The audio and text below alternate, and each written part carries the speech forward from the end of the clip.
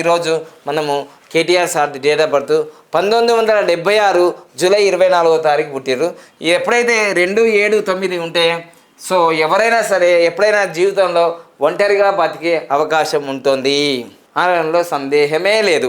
తర్వాత ఎవరైనా కాంబినేషన్ పర్మనెంట్గా ఇట్లా 6-9 కాంబినేషన్స్ వస్తే ఇది కొంచెం ఇబ్బందికరం చేస్తుంది, అంటే అపనిందల పాలవుతావు అనడంలో సందేహం లేదు.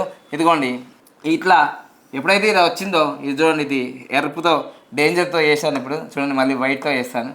ఎప్పుడైతే ఇట్లా వచ్చిందో 6-9 కాంబినేషన్లో వస్తే అపనిందల పాలవుతాము.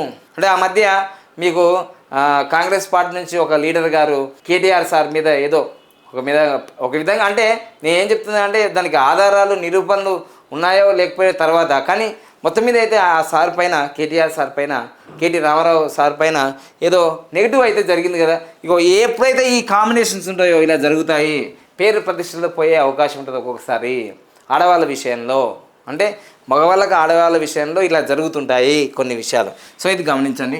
ఇలాంటి నంబర్ అంటే 6-9 కాంబినేషన్ ఇట్లా ఉంటాయి, చతుర్థ స్థానం ఇట్లా ఉంటాయి.